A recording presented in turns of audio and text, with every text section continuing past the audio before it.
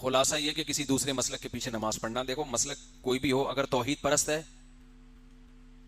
کافر نہیں ہے تو نماز ہو جائے گی، لیکن اگر کافر ہے تو نماز نہیں ہوگی۔ اب کافر کسے کہتے ہیں؟ کافر ناموں سے نہیں کہ دیوبندی کافر ہوتے ہیں، اہل حدیث ہوتے ہیں، بریلوی ہوتے ہیں، فلاں۔ کافر کی ایک ڈیفینیشن ہے جو اسلام کے بیسک اور بنیادی عقیدوں کا انکار کرے، جو نبی کو عالم الغیب کہتا ہو، اور عالم الغیب کی ڈیفینیشن یہ ہو کہ ہر چیز کا علم تھا، تو ہر چیز کا تو اللہ کو بھی ہے، جب نبی کو بھی تو اللہ اور نبی کا علم برابر ہو گیا نا، تو ایسا شخص بھی اسلام سے خارج ہے، ٹھیک ہے نا۔ اسی طرح جو کہتے ہیں نبی ہر جگہ حاضر ناظر ہیں بغیر کسی تعویل کے، دو ٹوک لفظوں میں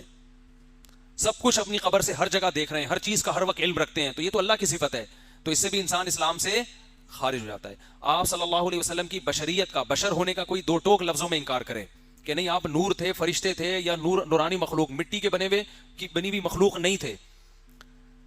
انسان جو ہے نا، لوازمات جو گوشت پوش کا ہوتا ہے نا انسان، تو اگر کوئی آپ کے بشر ہونے کا انکار کرے بغیر کسی تعویل کے، یعنی کوئی گھماتا نہیں ہے، بعض لوگ کہتے ہیں آپ بشر نہیں تھے، لیکن جب ان سے پوچھو تو بات گھماتے ہیں کہ وہ اس لحاظ سے بشر تھے مگر اس لحاظ سے نہیں تھے، تو وہ پھر گھماتے ہیں بات کو، تو لیکن جو دو ٹوک لفظوں میں کہتا ہے تو پھر وہ بھی اسلام سے خارج ہے، کیونکہ نبی صلی اللہ علیہ وسلم بشر تھے، انسان تھے، آپ کے والدین تھے، آپ کی اولاد تھی، اور آپ کی اولادوں میں کی اولادیں جو سید ہیں سارے انسان تھے، آدم کی اولاد، اور آدم کو اللہ نے مٹی سے بنایا۔ تو یہ جو بیسک چیزیں ہیں، یا مشکل کشا سمجھنا،